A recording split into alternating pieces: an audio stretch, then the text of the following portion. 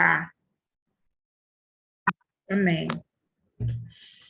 Amém. Senhor Deus, em nome de Jesus, Pai, nós estamos colocando agora diante de Ti, pedindo a Tua bênção sobre esse momento, sobre esse estudo, que a nossa mente, Senhor Deus, enxergue as coisas espirituais, que a gente não fique só na capa, que a gente não fique só com o que os nossos olhos podem ver, mas que a gente possa enxergar aquilo que a gente precisa enxergar.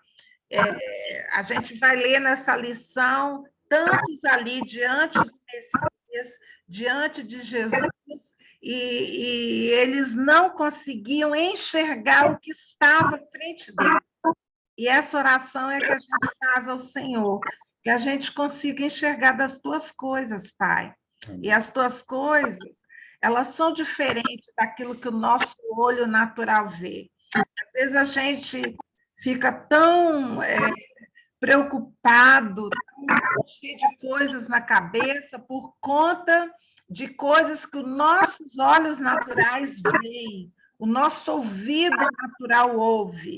Mas, Senhor, a partir do momento em que a gente se torna uma nova criatura, nós temos acesso ao mundo espiritual.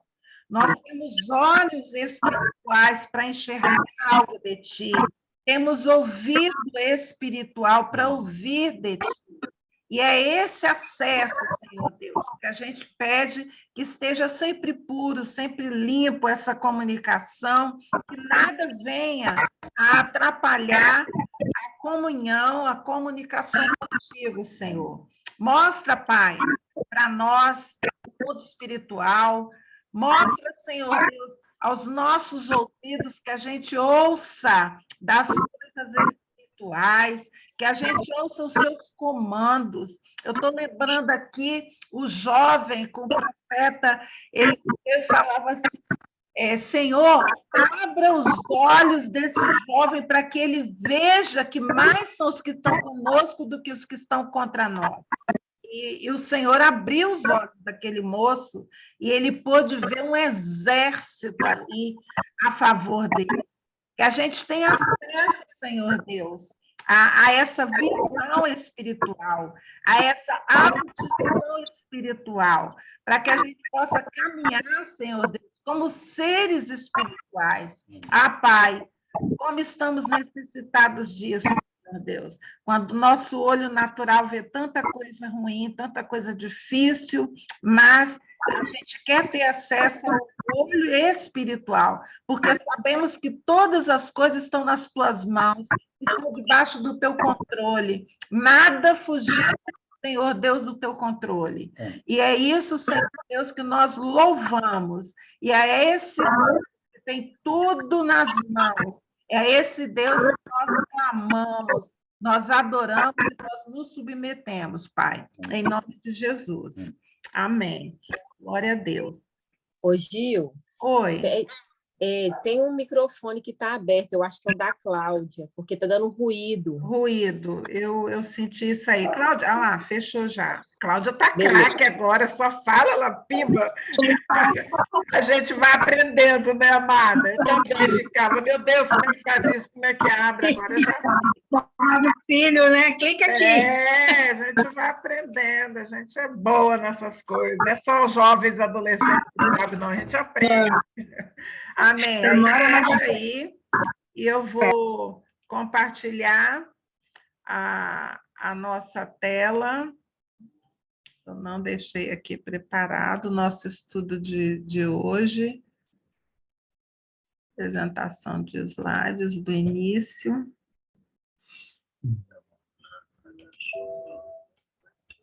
Amém, amém, tia. Glória a Deus. Vamos lá. Estudo de João 8, primeira parte, e vai apresentar esses dois assuntos aí.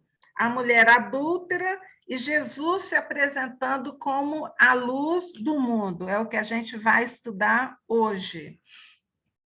A gente terminou João 7, falando assim, né? Depois de todos lá que estavam ouvindo o que Jesus falava, Aí termina o João 7 assim, e cada um foi para a sua casa. Cada um foi para a sua casa. E a gente começa João 8 falando a respeito de Jesus, entretanto, ele foi para o Monte das Oliveiras. Quer dizer, todos foram para casa, mas depois daquele ensino de Jesus, a exposição que Jesus fez lá, para todos os que estavam ali à volta, Jesus vai para o monte. Mas antes de entrar propriamente no capítulo 8, eu quis colocar aqui um significado, né, de acordo com o dicionário Strong, a respeito de adultério, porque logo no início dos versículos 1 ao 11, vai tratar da mulher adúltera. E aí eu quis colocar para a gente ter noção do que significa esse adúltera, né? Adultério quer dizer moiqueia, no hebraico. E o que significa adultério? A relação sexual ilegal, relação ilícita com uma pessoa casada, infidelidade marital. Moiqueia é diferente de porneia, que é pornografia. Então, aqui está se referindo à relação sexual mesmo, né?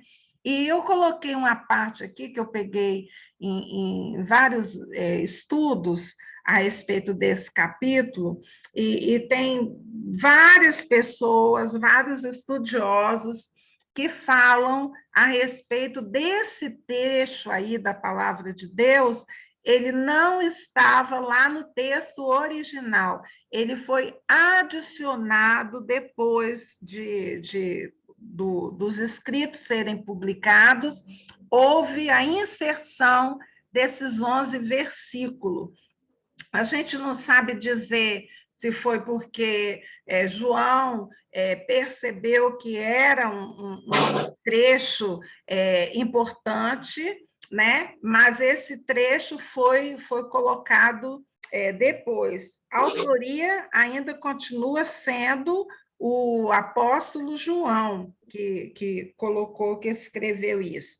Inclusive, a gente percebe que esse aí também é só no Evangelho de João, esse assunto, essa mulher adulta, esse fato, acontece só nesse evangelho. Mas a gente tem visto já desde o começo que o apóstolo João, ele não veio para contar a história de Jesus, ele nasceu ali, aconteceu isso lá no início, não. O João parte para contar a história de Jesus, e a gente tem falado isso, para provar que Jesus é o Filho de Deus, que Jesus é o Messias. Então, João só conta 7 milagres no Evangelho, enquanto os outros contam muitos milagres. Mas João, ele se detém, ele chama cada milagre de sinal. Sinal de quê? De que aquele ali era o Messias esperado, falado nas Escrituras. Então, João vai contar o evangelho através do evangelho dele, para que o povo perceba que Jesus era o Messias prometido nas Escrituras. Então, tudo que ele vai fazer é em função disso, tá? Então, vamos lá para o versículo 1, que diz assim, eu já até falei o primeiro, né? Jesus, entretanto, foi para o Monte das Oliveiras. Tem alguém falando aí, tem um cachorro latindo. Quem está falando aí, vou ver por aqui, eu posso tirar alguns aqui e botar um mudo.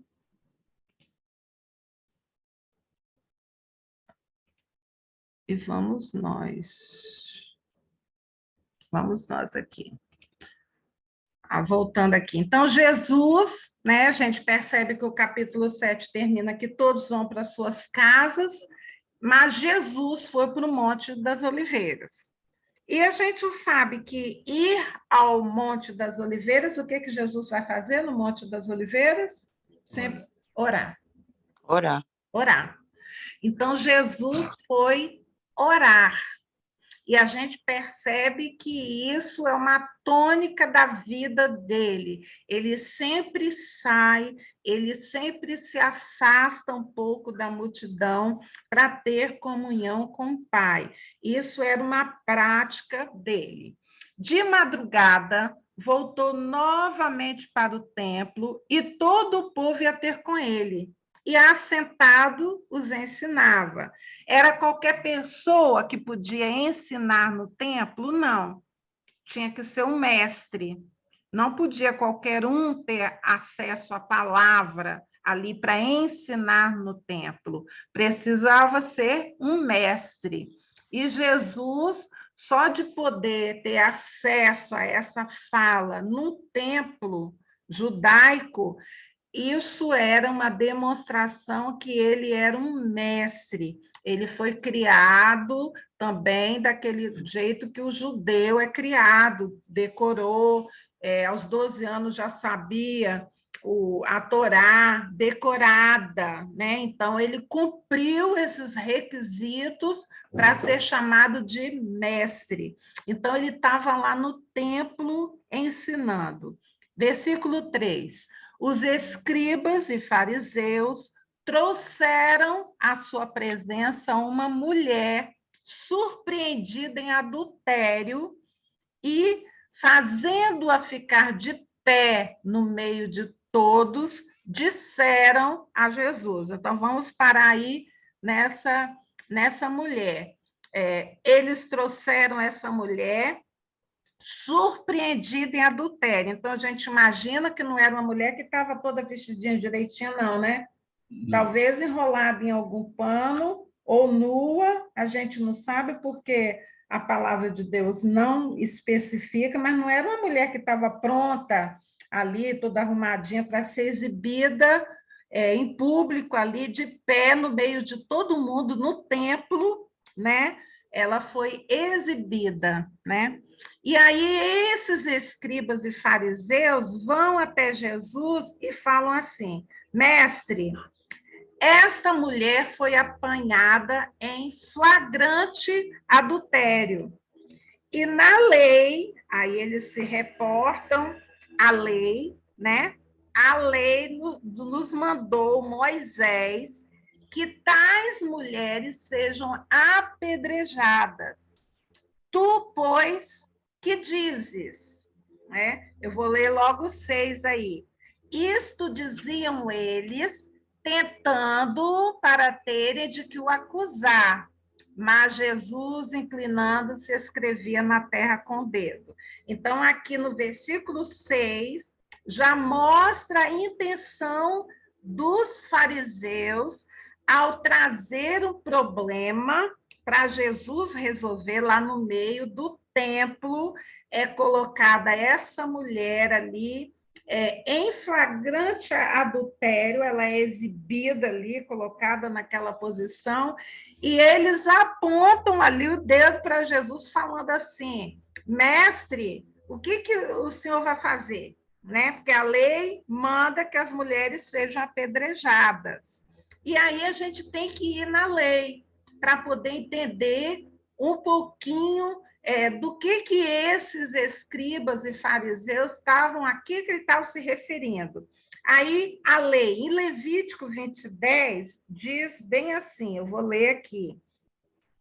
Se um homem adulterar com a mulher do seu próximo, será morto o adúltero e a adúltera. Em Deuteronômio 22, de 22 a 24, também fala que aquele que for pego em adultério, ele deve ser morto. Em Deuteronômio vai falar a pedra, com pedrada, né? Deve ser morto o adúltero e a adúltera. Só que esses mestres, para tentar a Jesus, né, para ver o que ele iria responder, eles falam assim: o que o senhor vai fazer com essa mulher? Jesus conhecia a lei, era um mestre na lei também. Aí Jesus, ao ser questionado, Ele percebe a intenção de quem está fazendo o questionamento. Jesus se inclina e começa a escrever com o dedo, né, na terra. E eu coloquei essa observação aqui. O intuito dos fariseus não era paixão pela santidade.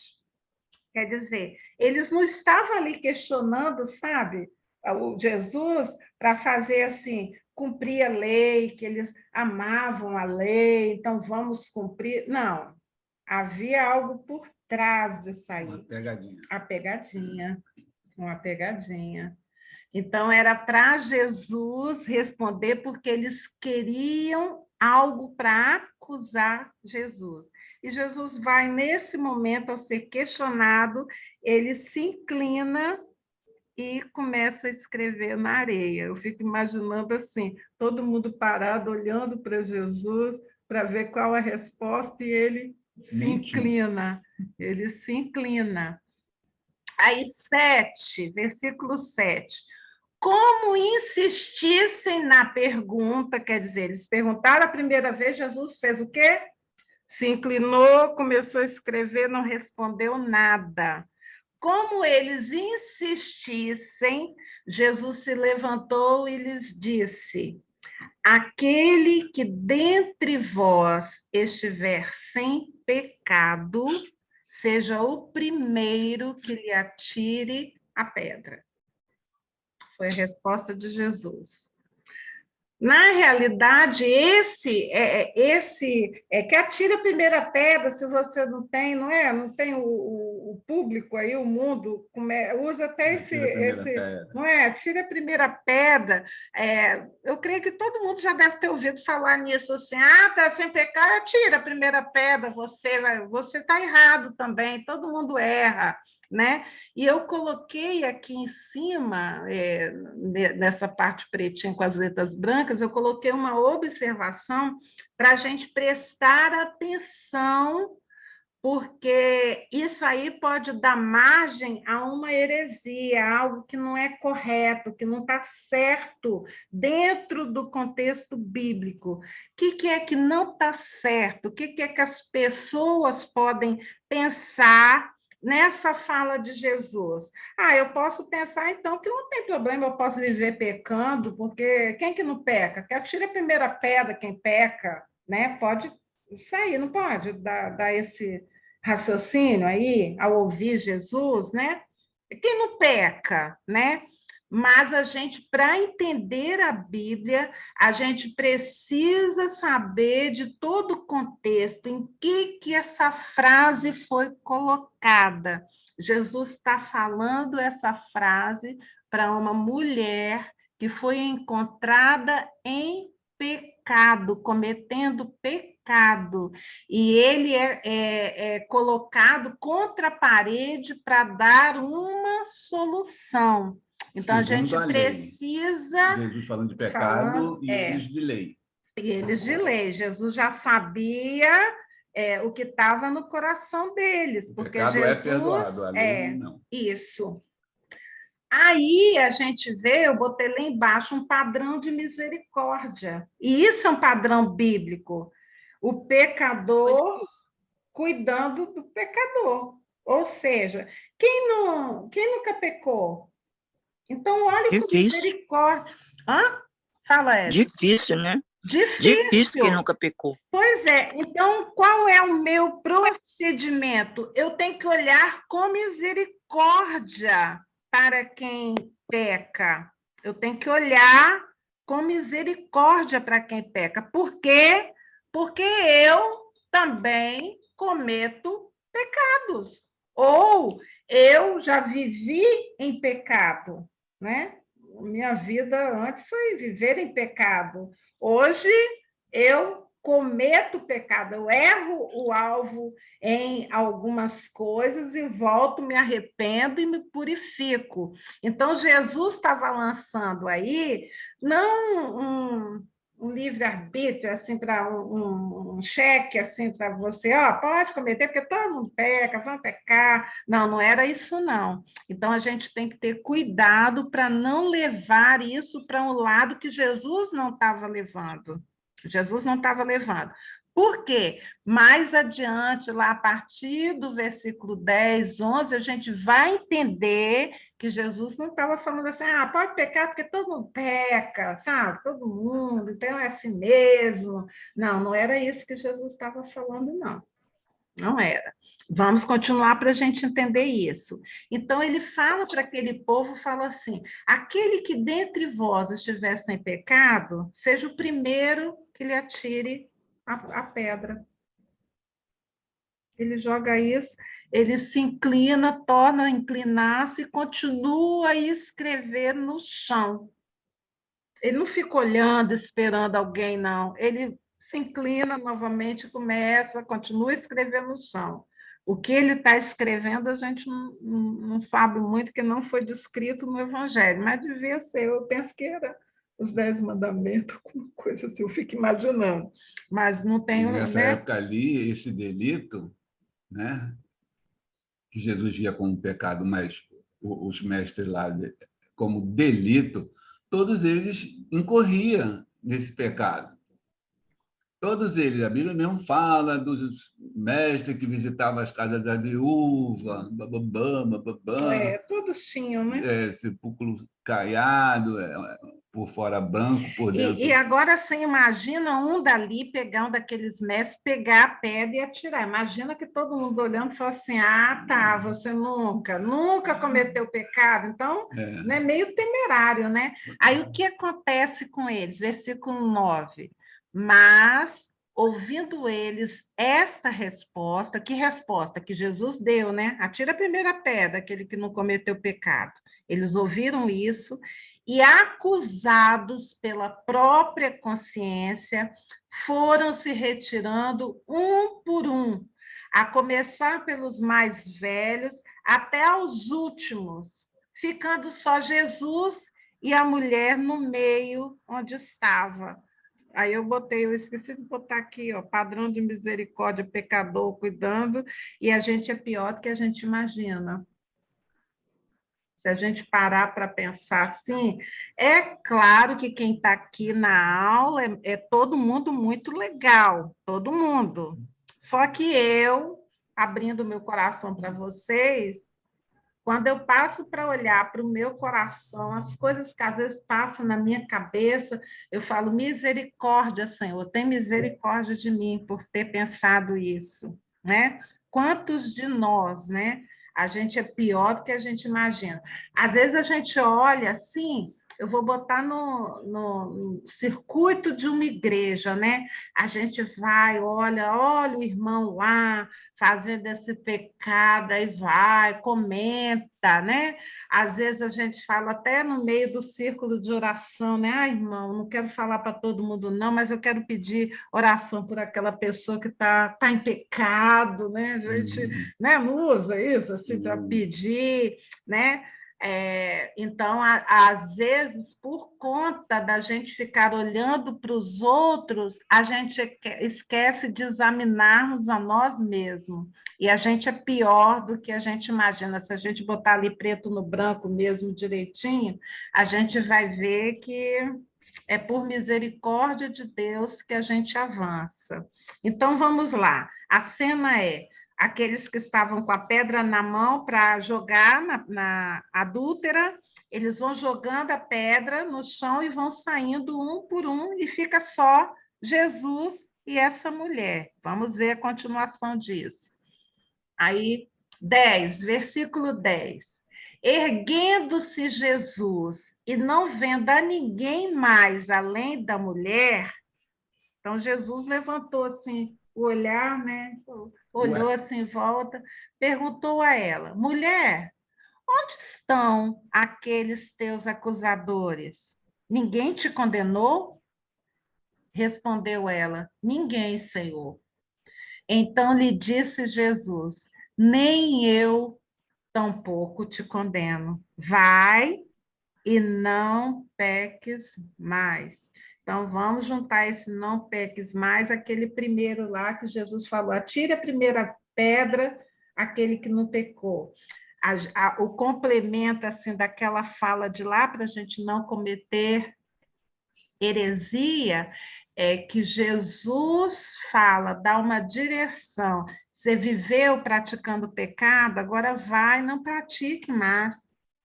Procure se santificar. Eu botei aqui bem grande assim, Jesus, ele é a graça de Deus. Ele perdoou essa mulher, por quê? Porque mais adiante ele ia assumir todos os pecados dela e nossos ali na crucificação. Por isso que ele é a expressão maior da graça, da misericórdia de Deus. E pode até pensar assim, em algum momento, assim, né? Ah, mas eu merecia mesmo ser perdoado, né? Não, a Bíblia fala que por um pecado é passível de morte. E Jesus vai lá na cruz, derramando o sangue dele, para que nós tivéssemos acesso ao Senhor Deus, que é santo. Então ele fala assim, ó, vá, ele fala assim, eu não te condeno, vai e não peques mais. Ele dá uma nova direção a essa mulher. E aí eu coloquei assim, um novo padrão de santidade, como uma resposta à graça de Deus. A graça de Deus é que responde a essa mulher. Nem eu te condeno. Vá e não peques mais. Às vezes a gente tem ouvido assim algumas conversas assim que Jesus é amor, Jesus é graça, né? Jesus pode, né? Que ele vai perdoar.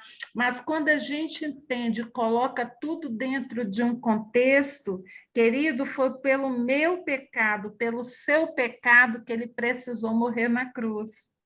Se a gente fosse boa gente mesmo, sabe? Assim, muito legal, sem pecar, não haveria necessidade dele morrer na cruz. E o peso do meu pecado e do seu pecado estava sobre ele naquele momento. Então, quando eu pensar assim, pode pecar, pode, que ele vai perdoar, eu preciso entender que ele pagou um alto preço para que eu fosse uma cópia dele, para que eu sentisse em mim a dor que ele sente também. Ele é perdoador, ele tem a graça, ele acolhe o pecador, mas ele mostra um novo caminho, que é assim, vai, seja perdoado, eu te acolho, eu te recebo, mas vá seguir um caminho de santidade. É isso que ele está mostrando. Aqui nesse texto aqui, não está nenhuma abertura para que a gente pegue, vá, peque, que vai ser perdoado. Não é esse o sentido. O sentido desse texto foi para mostrar a graça que Jesus ofereceu a essa mulher, que a gente nem sabe o nome, não é nem descrito o nome dela, né? Mas é descrito como uma mulher adúltera. E hoje eu estava ouvindo o pastor Jeremias, né? Ele falou assim: que apelido que essa moça ganhou, né? Um apelido tão pesado, tão difícil. Ele falou: eu prefiro chamar essa mulher de a mulher perdoada. Ele falou. E eu achei muito bonitinho ele falando isso, sabe? A mulher. Gente fina, né? O Gerê. A mulher perdoada. Essa veio como pecadora, é apresentada ali, né? No seu pecado ali, que foi flagrada, né? Mas ela, ao final do texto que menciona essa moça, ela sai como uma mulher perdoada.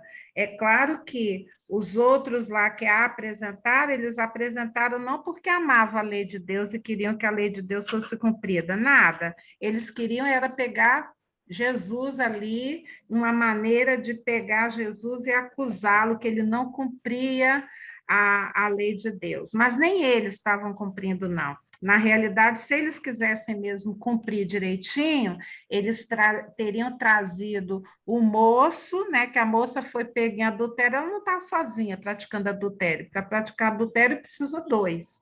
E a lei fala dos dois que teriam que ser apresentado e apedrejado, né? Então, vamos adiante. A moça, então, não é a mulher adúltera. A gente pode botar um outro título aqui, né? E esse pecado, ela lá foi apresentada na Bíblia, ela lá, mas nós temos outros pecados também, que está perdoado, mas a gente tem que se ater a esse novo padrão. Sem santidade, ninguém verá a Deus. Precisamos buscar, né? E você, se volta à prática do pecado, não procura santidade, você não está aceitando o sacrifício Que Jesus que Jesus fez. na cruz por nós. Onde ele fala que não tem intimidade comigo, não vos conheço. Aquele que crê ao modo dele, né? Eu creio que Jesus existe, que Jesus fez isso, mas esse crer de obedecer, eu creio na palavra de Jesus, no que ele recomenda, ele é o conselheiro e eu vou seguir em santidade. E tem que ser um padrão, entendeu? É só você pecar, você vai e já está perdoado, ele já pagou esse pecado, que só não podemos ter a prática.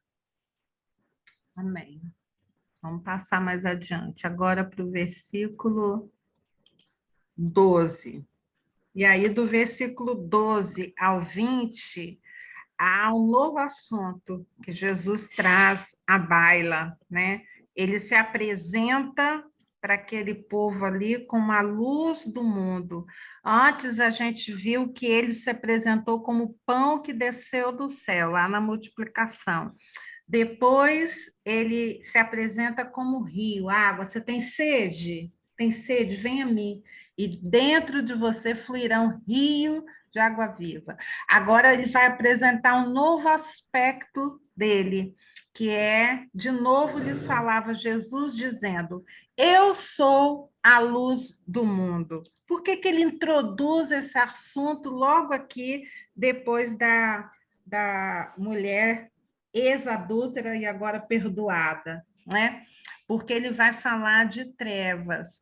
Para as trevas, ele tem uma receita. Jesus se apresenta como a luz do mundo.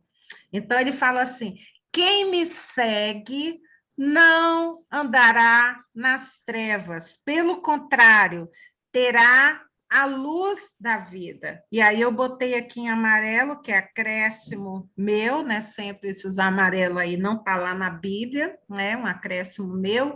Eu coloquei aqui, luz para o apóstolo João diz respeito à verdade.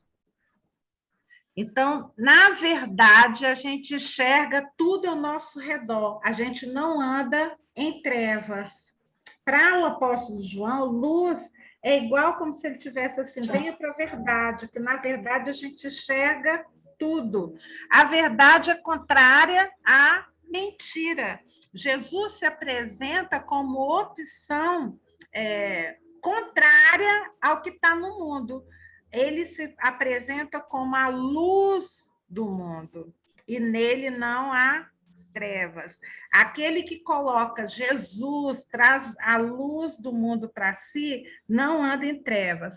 E aí eu fico imaginando que a gente tem orado, né, no nosso propósito, para que caiam as máscaras, para que o povo veja conforme é na verdade.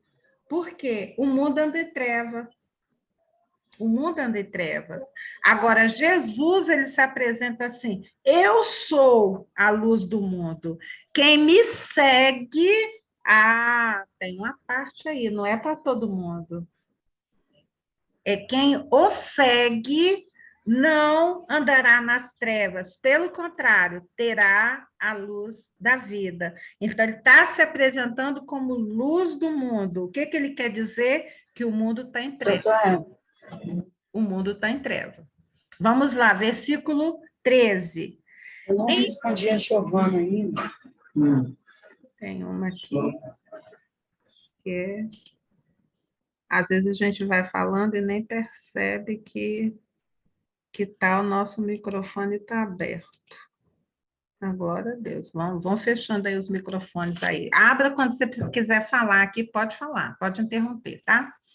Aí, versículo 13. Então lhe objetaram os fariseus. Aí eles vão contra. Jesus está falando assim: eu sou a luz do mundo. Aí os fariseus entram com outro aspecto da lei.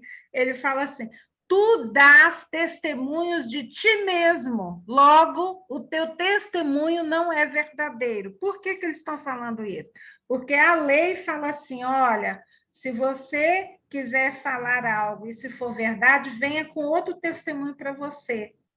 Lembra que Jesus falava assim: você tem algo a falar do irmão? Pegue um ou dois e vá até outra pessoa. A palavra da pessoa, pela lei, é comprovada com outro testemunho. Então, os fariseus ali estão falando assim: Jesus está falando assim, eu sou a luz do mundo. Aí fala assim: olha, não está certo isso. Você está falando de si mesmo. E quem é que está dando testemunho assim? Olha, ele é realmente, eu sei que ele é, eu vi, conheço, né? Não tem ninguém. Aí eu botei assim, amarelo assim, eles não enxergam. Eles estão diante de Jesus, o Messias prometido, o nosso Salvador, mas eles estão naquelas questões ali da terra. Eles não estão, religiosidade, tudo. Eles não estão enxergando que eles estão diante do Messias prometido. Eles não querem, na realidade, não querem enxergar, né? Não fazem questão, eles querem algo para acusar. Mas nessa época aí, eles não faziam muito questão, não, porque já tinham a promessa e eram filhos de Abraão. Somos filhos de Abraão, somos descendentes de Abraão. Nós já temos a salvação. Mas tinha uma promessa lá para os descendentes de Abraão que veria o Messias. Eles estavam, mas não queriam, eles não queriam reconhecer que o Messias prometido na lei era eles aquele que estava ali. Um rei para resolver os probleminhas deles. Versículo 14. Respondeu Jesus e disse-lhes: posto que eu testifico de mim mesmo, Jesus está falando, o que eu falo é verdadeiro. O meu testemunho é verdadeiro, porque eu sei de onde vim e para onde vou. Jesus falando, né? Ele sabia, né? Mas vós não sabeis de onde venho, nem para onde vou. Jesus está falando de coisas espirituais. E eles estão presos ali nas coisas carnais. Por isso, a nossa oração tem que ser sempre para que a gente perceba, reconheça o mundo espiritual. A gente não pode ficar só preso ao natural. A gente precisa ter esse olhar de Deus para ver as coisas na realidade como elas são, né? Então, ele está falando assim, vocês não sabem de onde eu vim, não sabem para onde eu vou, vocês não sabem de onde eu venho, nem para onde eu vou. Aí o 15, vós julgais segundo a carne, eu a ninguém julgo. Ele fala assim, eu não vim para julgar, não. Eu não vim para julgar. 16, se eu julgo, o meu juízo é verdadeiro. Ah, tá, se ele fosse julgar, o julgamento dele seria verdadeiro, porque ele era um com Deus, né? Ele é um. Porque não sou eu só, porém eu e aquele que me enviou. Jesus está falando de Deus, ele veio de Deus, por isso ele pode falar não somente dele mesmo, mas ele sabe de onde ele veio, ele sabe o que ele veio fazer, ele não está perdido, ele sabe a missão dele, o propósito dele. Continuando. Eu pulei? Pulou. Pulei, né? Também 17. Também na vossa lei está escrito que testemunho de duas pessoas é verdadeiro. Ele cita a lei para os fariseus. Aí o 18. Eu testifico de mim mesmo e o Pai que me enviou também testifica de mim. Olha Jesus falando aí. botando os fariseus assim, meu Deus, estava repetindo novamente que ele é filho de Deus, né? Aí, 19. Então, eles lhe perguntaram, onde está o teu pai? Respondeu Jesus, não me conheceis a mim, nem a meu pai. Se conhecesseis a mim, também conhecereis ao meu pai. Então, Jesus fala, eu vou falar quem é meu pai? Vocês nem me conhecem, nem conhecem o meu pai. Aí eu botei aqui em amarelo uma observação. O ápice de Jesus, o ponto alto dele, não é milagre. Não é. Jesus não veio à Terra para fazer milagre. Ele veio para revelar o Pai. A missão dele, principal, é revelar o Pai. E esses mestres da lei não estavam entendendo isso. Eles não olhavam para Jesus. Jesus falou: quem vê a mim, vê o Pai. Por que ele falava isso? Porque eu estou obedecendo, cumprindo o mandado do meu Pai. Eu acho isso tão lindo, gente, porque esse propósito de Jesus, esse alvo dele, deve ser o nosso alvo. As pessoas devem olhar para a gente e ver assim, que não é a gente está cumprindo o alvo do nosso Pai. Né? Não somos cristãos, pequenos Cristos, né? A gente está aqui para cumprir alvo do Pai. Isso implica em tanta coisa. A gente mostrar o Pai implica em a gente não mostrar a gente. Esse é o principal, não mostrar a gente. Que diminua eu. E na realidade, mostrar a gente é muito legal. Se a gente mostra a gente recebe a honra. Elogios. Elogio. E a gente mostrar o Pai, nem sempre é agradável mostrar o Pai. O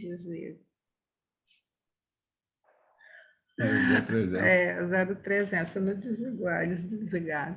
Então, Jesus veio, claro, ele fez aqueles sinais, ele fez milagres aqui na Terra, fez, mas o alvo principal dele aqui na Terra era revelar o Pai. Versículo 20. Proferiu ele estas palavras no lugar do gasofilácio. Gasofilácio é aquele lugar onde se deposita as ofertas. Quando ensinava no templo. E ninguém o prendeu, porque não era ainda chegada a sua hora. Né? Então, era só na hora. Aí a gente volta a falar, quando a gente está debaixo de um propósito de Deus, não devemos temer o que vai acontecer, qual o problema, o que vai ocorrer. Se a gente está no propósito de Deus, vai se cumprir na hora certa tudo que Ele determinou para nós. Por isso, não devemos temer. Eu gozava que Jesus, volta e meia, ele gostava de ficar do lado do gasofilácio, né? Ele estava na sinagoga, né? Na sinagoga só tem mestre, qualquer deslizadazinha, principalmente na lei. Não, eu estou falando do gasofilácio. Na Viúva Pobre, ele estava lá também, perto do gasofilácio, olhando que o povo ofertava. Ele gostava desse lugarzinho aí, não sei por quê. 21. De outra feita, lhes falou, dizendo: vou retirar-me e vós me procurareis, mas perecereis no vosso pecado. Para onde eu vou, vós não podeis ir.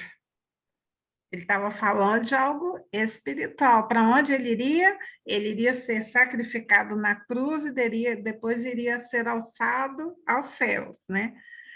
Mas olha o que os judeus que estavam ouvindo, olha o que eles pensaram. Então diziam os judeus: terá ele acaso a intenção de suicidar-se?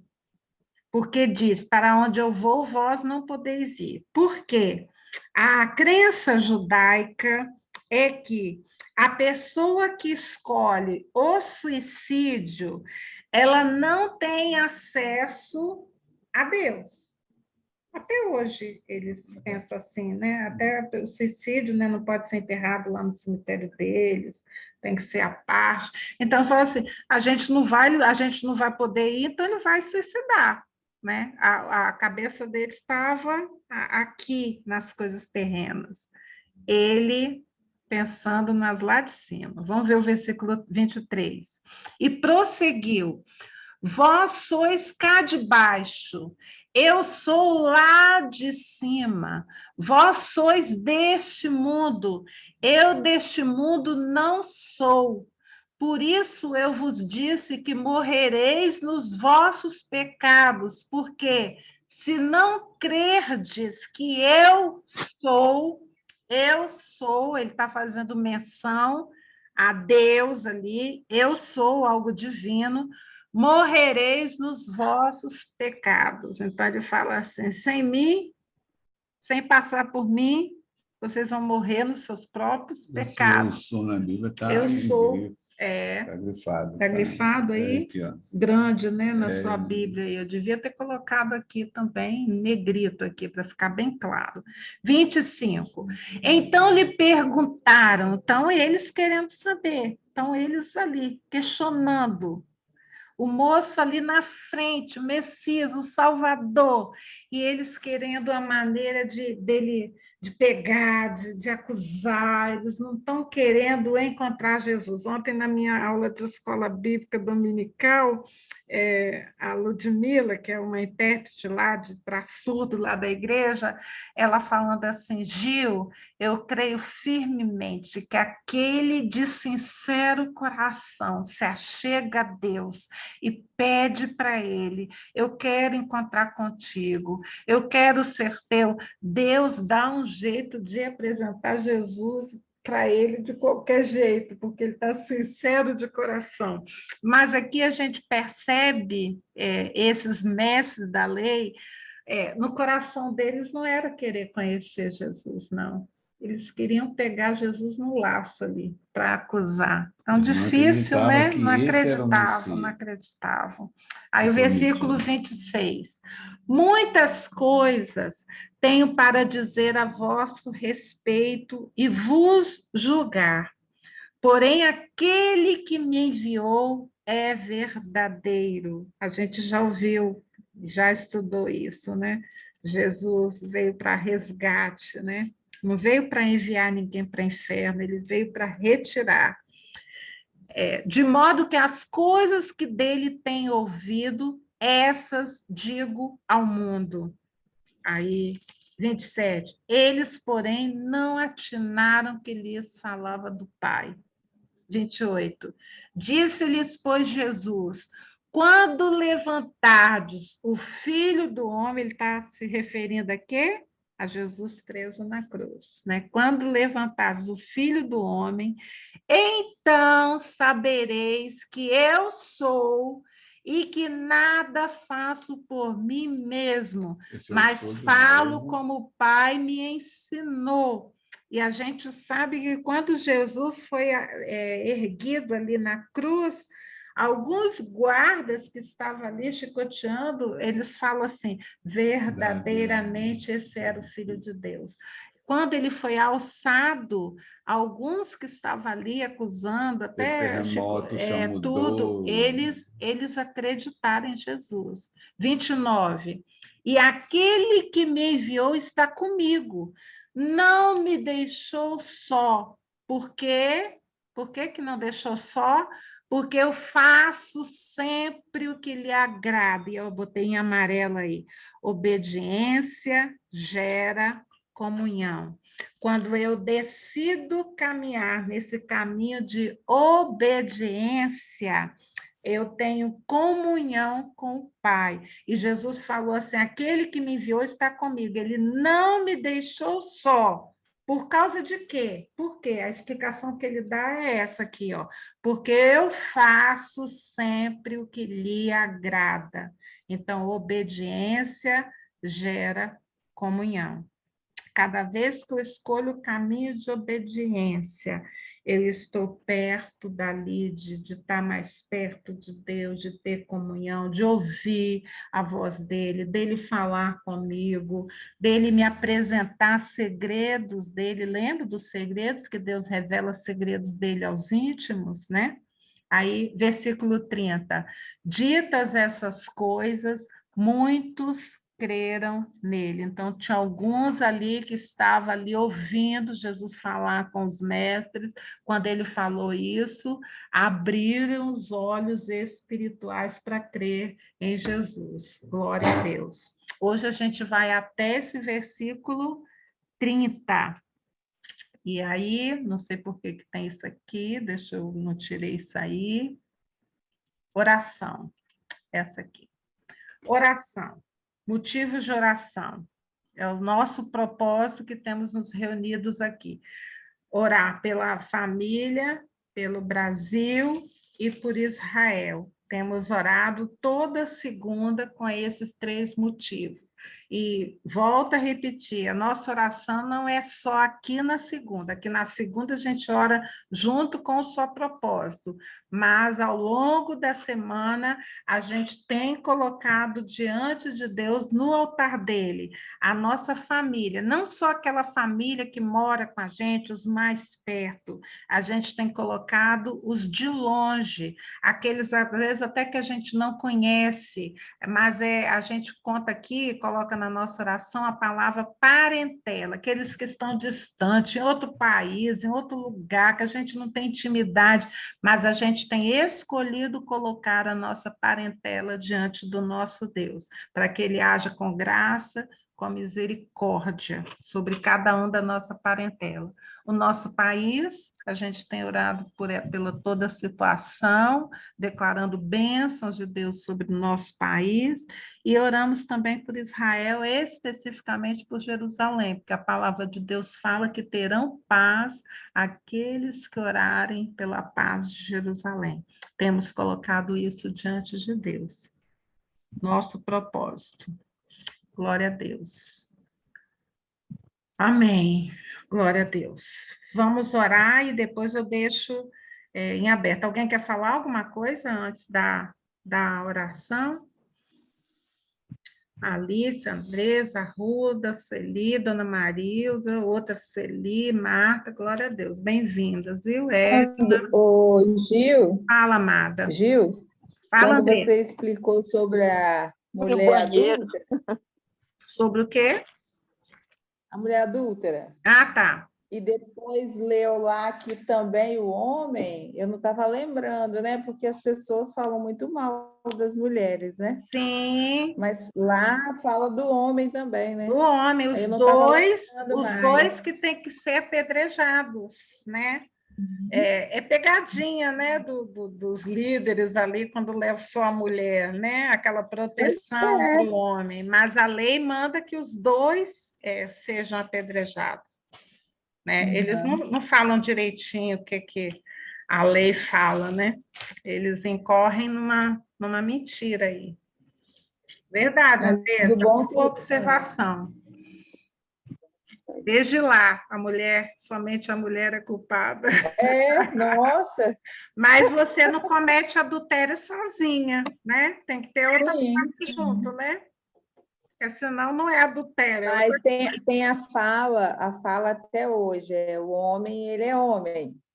Então, a mulher, né? Esse dia eu até escutei as meninas falando lá, né? Eu falei assim, nossa, gente, pelo amor de Deus, até hoje. É difícil. É difícil. Porque está acontecendo tanta coisa. Mas a gente tem que lembrar que quem vai julgar isso é o nosso Deus, e o nosso Deus não vai com injustiça, né? Ele vai com justiça. E a lei fala, são os dois, né? Fala-se muito que o homem, eu uso também um pouco para falar, às vezes até na vestimenta nossa, né? Da gente incentivar. Eu lembro que a Morena falava assim a respeito de Adalberto, né? Ah, mas ele é homem, Morena, né? A senhorinha que orava por mim, né? Tudo, ela falava assim, mas ele é homem, ele pode incorrer nessas coisas. Eu falei assim, mas Morena, quem está no pacto de aliança são os dois. Então, se eu tenho que preservar a aliança, ele também tem que preservar a aliança, né?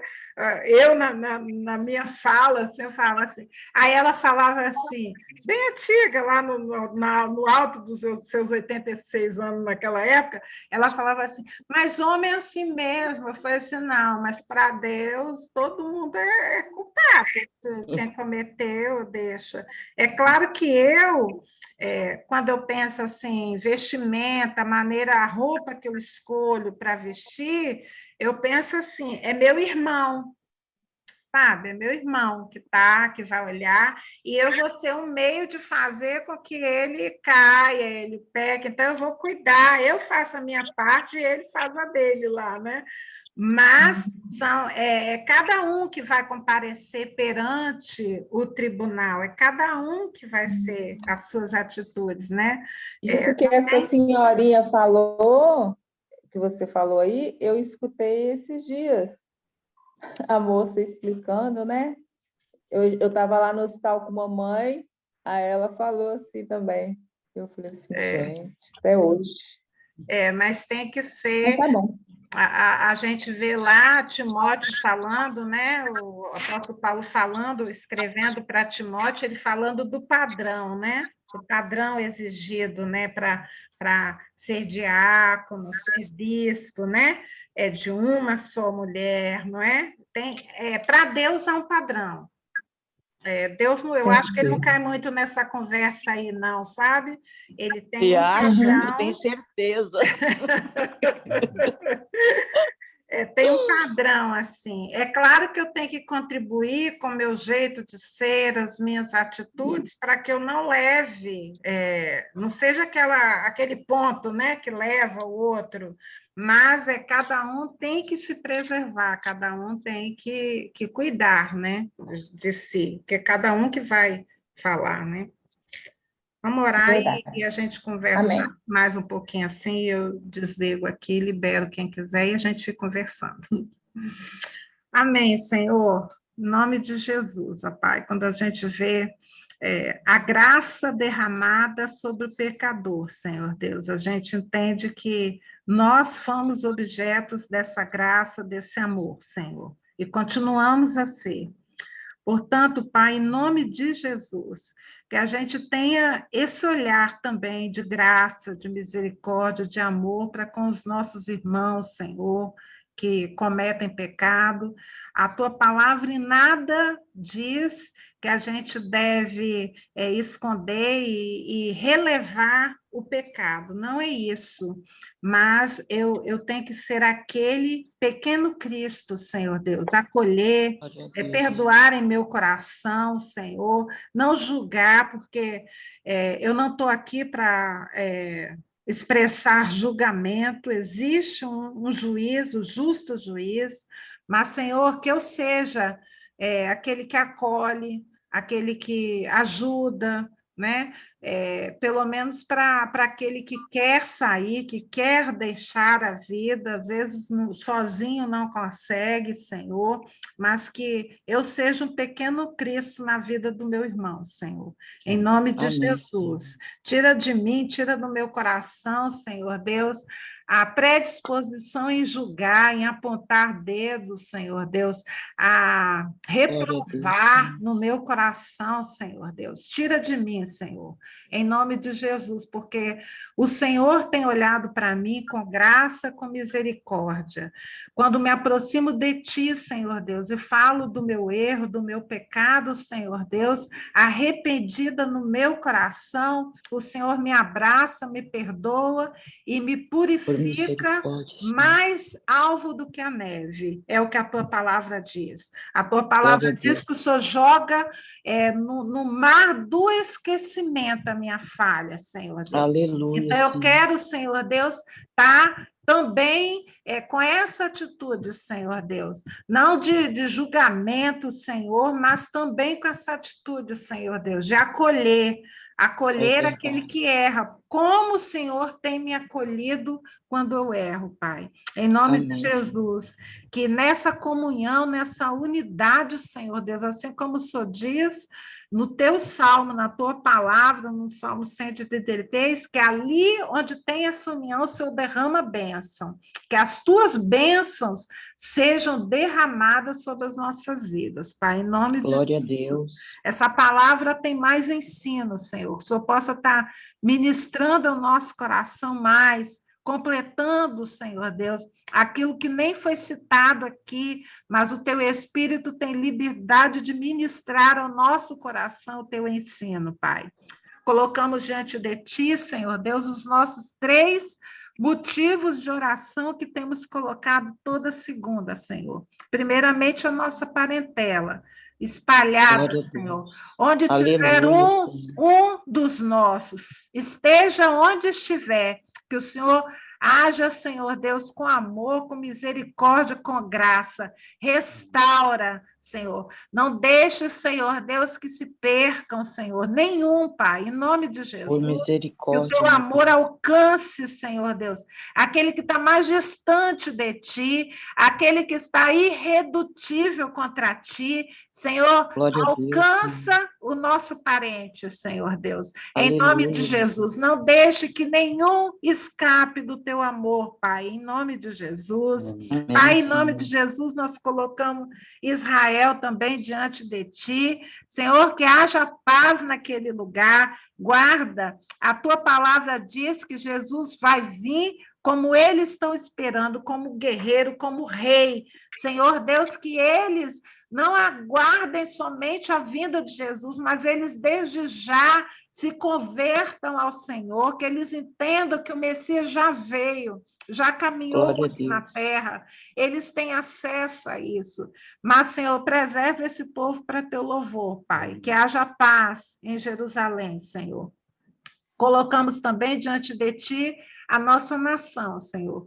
Continuamos pedindo para que as máscaras, as mentiras caiam, que o povo veja, que o olhar, Senhor Deus, do teu povo seja aberto, Pai. Nós não queremos, Senhor Deus, estar nos inclinando para homem, Pai, mas queremos estar inclinados diante do teu princípio. Faça, Senhor, no Brasil, aquilo que os profetas têm falado ao longo da história, Senhor Deus, que aqui é um celeiro de evangelistas para todas as nações do mundo. Senhor, em nome de Jesus, há uma mão, a gente sabe disso, Senhor Deus, de preservação sobre a nossa nação. A nossa nação não tem furacão, não tem maremoto, não tem nada. Somos preservados.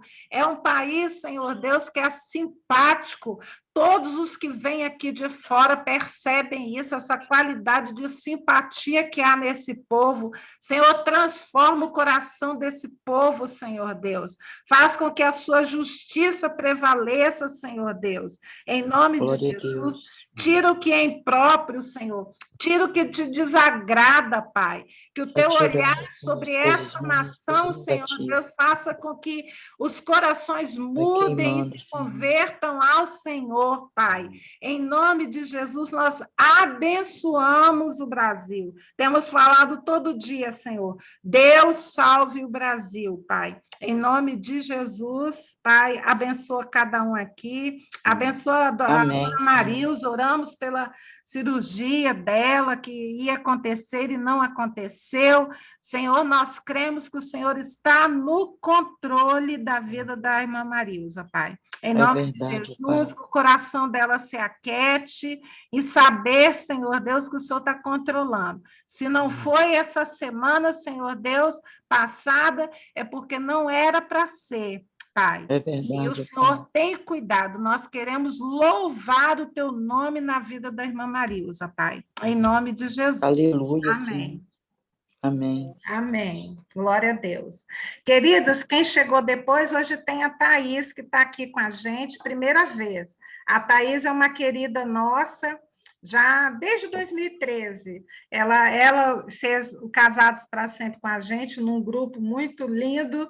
Ela e o marido, Tiago, são pessoas queridas aqui da nossa casa, e ela esteve aqui anteontem, eu acho, veio cá me dar um abraço, e aí eu falei a respeito da sala, e ela falou, ai, eu quero, bota o convite para mim, quando der eu quero participar, e ela está aqui hoje.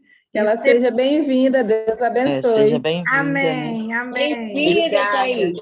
Amém, Obrigada. bem-vinda. Bênção demais estar aqui com vocês. Vou fazer Amém. de tudo para toda segunda-feira estar aqui.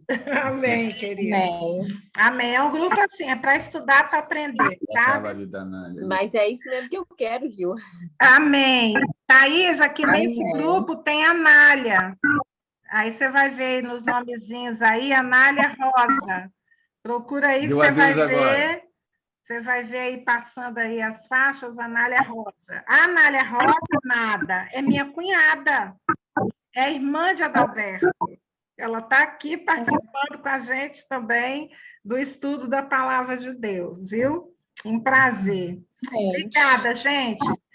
Quem quiser se desligar, pode se desligar. Quem quiser ficar e conversar... Gil, eu vou sair porque eu cheguei de Vitória hoje, eu estou bem cansadinha. Tá bom, amada. Fica Eu feliz. também vou sair. Fica todo gente. mundo na paz. Encerrou